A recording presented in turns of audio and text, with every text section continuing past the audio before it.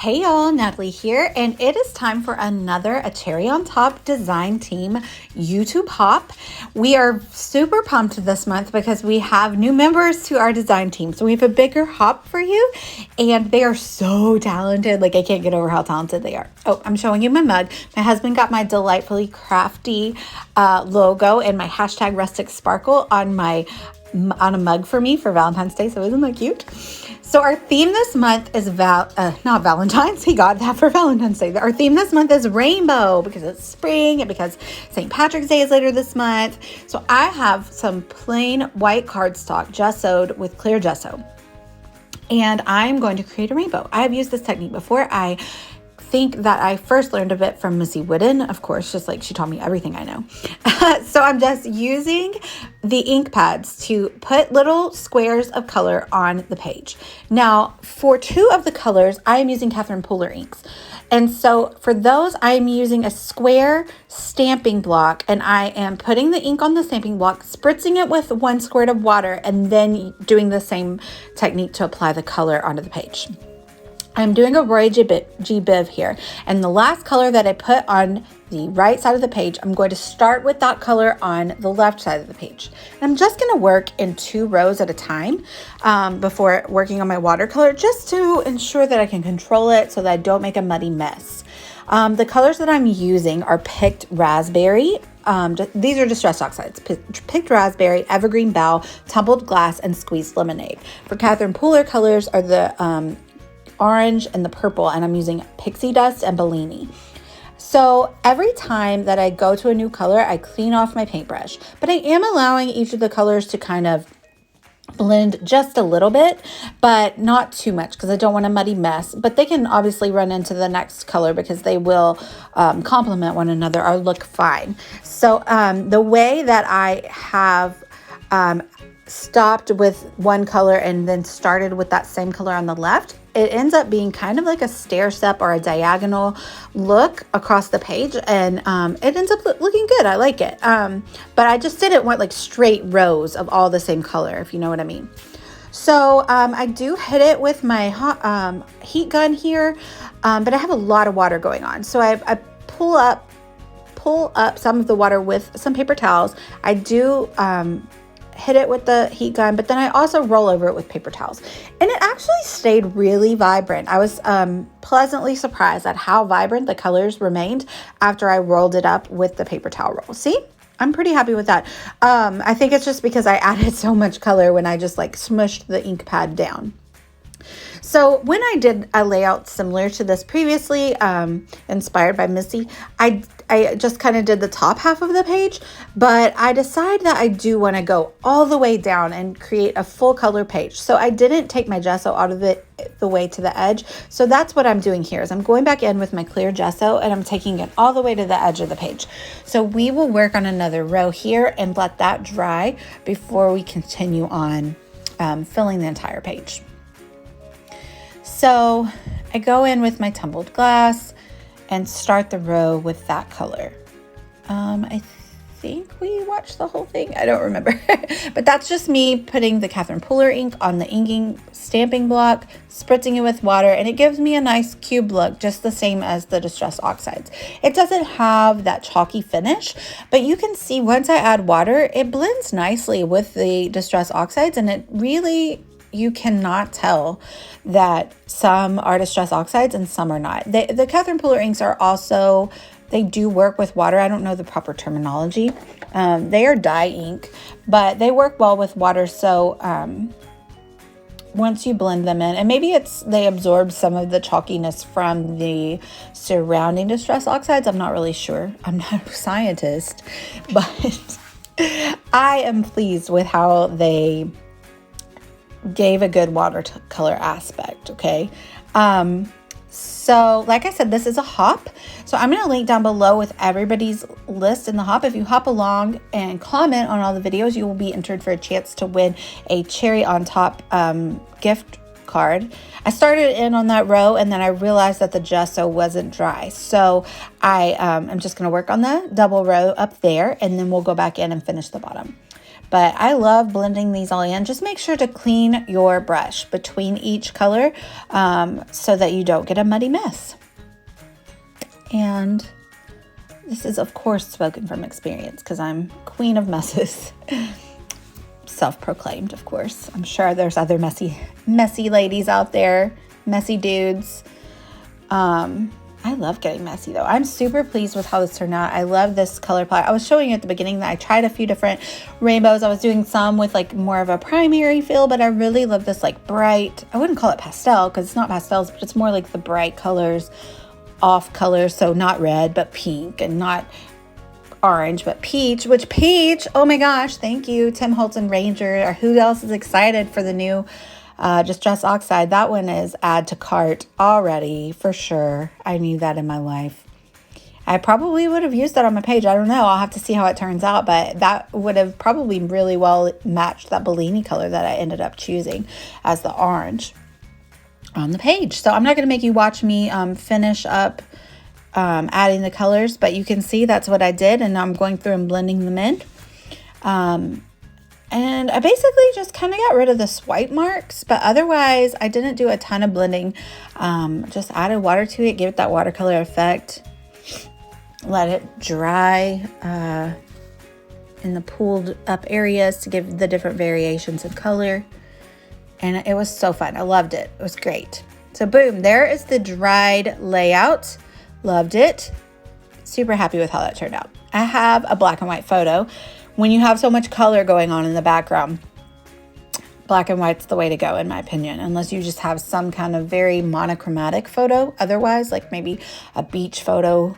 So I just grabbed a free font on dafont.com and used my Cricut to cut out these words for the title. I cut it out of white cardstock, and the title is going to say, Stay Positive, Test Negative. Because my story for this photo is about how we all could finally get together after we were all fully vaccinated, get together with my family and things like that. So shout out to my Aunt Renee if you're watching this. I know sometimes she watches my videos. So what are we doing here? So I'm going to back the photo with the same white cardstock.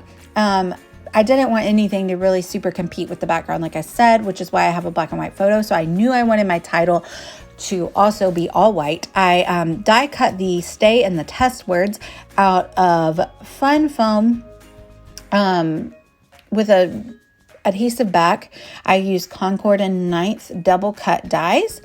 Okay, I did not plan this. I wish that I could say I was creative genius and I planned this, but I wanted a border around my photo. So I used this fun all to new die, right? Look what happens when I cut it in half. It's a rainbow. That was me like figuring out, oh my gosh, I didn't plan this, but it's perfect. They're little rainbows. So I was super happy about that happy accident. I am going to pull out the center of the die. I decide that I just want the outline of the letters because I like that the watercolor can kind of show through. So I am going to pull out the center of those die cut foam alphas. So I'm going to start sticking stuff down now. I'm going to make sure to put lots of adhesive because I have gesso on the background. I have ink on the background. So I want everything to stay stuck forever, right? So I stick it down with my ATG gun, and I'm going to use my Nuvo adhesive to stick down the little border on the top of the border, the rainbow border. Oh my gosh, like seriously, I wish that I could have said that I planned that. I didn't, but it was fabulous. I'm so happy with that. I like how it sticks out on either end. It just adds like a fun little anchor to the photo. So I stick some at the top and some at the bottom. Now, before I made my title on my Cricut Design Studio, I did use a ruler to measure. So that's why the word positive is a little bit smaller than the word negative, because I didn't want to cover my mom's face there, but I knew I wanted it to touch the photo. So I just kind of like eyeballed. I didn't eyeball it. I mean, I got out a ruler to see like what a good length for the title would be. So I did that and then cut them to size on my Cricut. So I'm going to, that is on adhesive foam, but I am going to add additional Nuvo adhesive just because, like I said, I want these things to stick down forever. So I like to combine different fonts when I am doing titles, and I also like to make sure everything's kind of touching, layering, overlapping to give a really good cohesive look. So that one is going to go over the photo a little bit more because it's just people's legs and stuff, so we're not covering any faces, so I can make it a little bit larger. And I'm going to stick the word test. So when I find like a cute little word, phrase, meme, hand lettering thing that I like on Instagram, I have a little folder I save it in. And so this is from that folder, the little saying that said, stay positive, test negative. So if you would like unique title ideas, I suggest doing something like that. Just like every once in a while when you're looking around the internet and you come across something you like, save it to a folder. And I backed the journaling in some hot pink, and I'm really happy with how that looks. And I am going to stick it up on some foam tape just to give it a little bit of depth. And you can still see like the little scallops or the rainbows underneath. And I do have this sticker sheet from Simple Stories, and it is about COVID. I haven't really used much of it, but I knew that it had a little bit of rainbow things on it. So I decided to use this one sticker that's like rainbow colors. It says family time, and it's not exactly the right rainbow colors that I used in the background, but actually I really like that it makes it pop out. So I add a rainbow over there. And then there's a circular rainbow as well, and it's a little bit smaller, but I'm going to fussy cut it because the background of it is kind of like an off-white, and I have a lot of really bright white going on. So I just fussy cut that out, and I like that it's a little bit smaller, so it gives a good balance. But I'm going to stick it down in the bottom right of the journaling, and it gives me a really nice visual triangle between the other rainbow and the word family time that matches. And I, since I'm going to stick it on top of the journaling that I popped up on tape, I will also stick a little bit of the pop-up tape on the corner that's not going to be touching that journaling, so that it will be all one level and not be kind of wonky in my scrapbook, if that makes sense. So I'm super happy with how that turned out, and honestly I could leave it like that, but so normally when I do a lot of white backgrounds with mixed media, I like to add pattern paper just like as little pops on the top and the bottom. But this time, since my background is so wild and fun, I thought it would be really nice to add a pop of really bright white to kind of tie into the really bright white that's in the middle. And so it gives it a really nice flow from the top to the bottom of the page. So that's what I'm doing here.